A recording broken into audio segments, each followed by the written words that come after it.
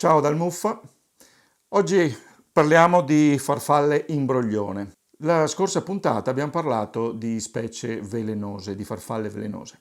Ovviamente ricordatevi, non dovete aver paura perché non sono velenose per noi umani. Le specie velenose sono caratterizzate da colori particolari, colori brillanti, colori che vengono riconosciuti dai predatori e che quindi evitano queste specie tossiche.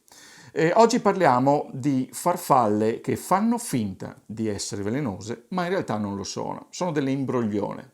È un caso di mimetismo battesiano da Henry Bates, naturalista inglese che più di un secolo fa descrisse questa strategia che è molto diffusa in natura. Anche in Italia ci sono diverse specie che fingono di essere velenose ma non lo sono.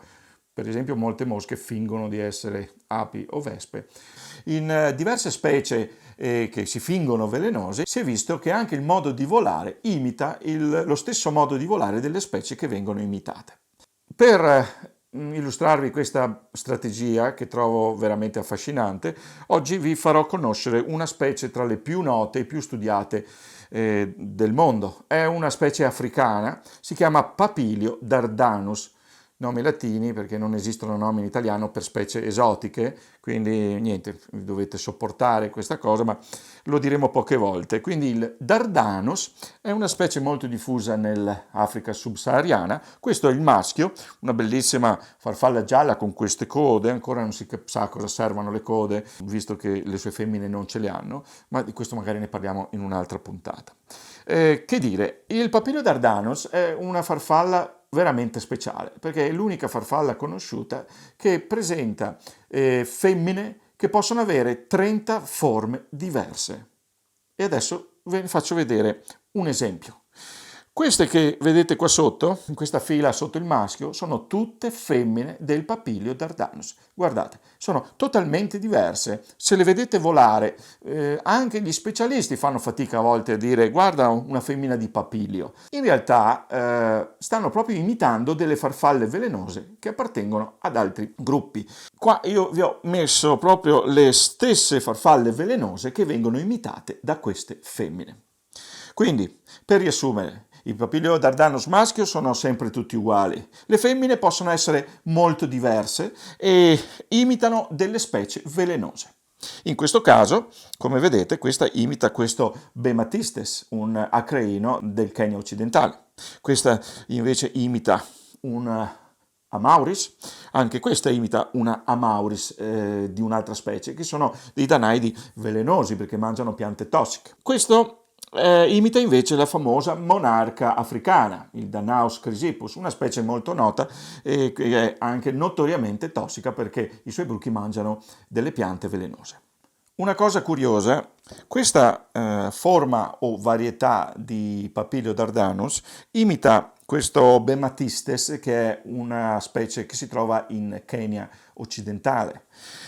Questa forma si trova solamente nel Kenya occidentale, perché le forme che vivono in Kenya orientale devono necessariamente imitare farfalle velenose che volano in Kenya orientale, altrimenti i suoi predatori non avrebbero mai appreso ad evitarle. Spesso sono solamente le femmine che imitano specie velenose, come proprio nel caso del Papilio dardanus. Il maschio infatti non imita nessuna specie velenosa e sono tutti uguali, hanno sempre questa forma e colorazione, ma solamente le femmine hanno sviluppato questa forma di mimetismo, appunto battesiano. Perché questa strategia funzioni è importante che le farfalle che imitano le farfalle velenose non siano troppo comuni, siano meno di quelle veramente velenose, perché sennò i predatori potrebbero, una volta di più, mangiare la foglia. Anche nelle notturne incontriamo specie velenose, solo che non hanno colori vistosi, colori di avvertimento, perché tanto di notte non si vedrebbero. Quindi loro si fanno riconoscere dai predatori, che sono per lo più i pipistrelli, emettendo degli ultrasuoni.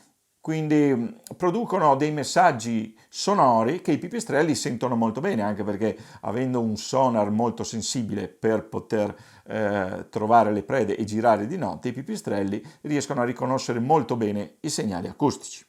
Alcune falene che non sono velenose imitano quelle veramente velenose producendo gli stessi suoni, gli stessi ultrasuoni per ingannare appunto i pipistrelli. Quindi è un altro caso di mimetismo battesiano che nel Papilio dardanus riguarda forma, colore e magari anche modo di volare, ma in queste falene riguarda esclusivamente questi segnali acustici che possono essere percepiti anche di notte.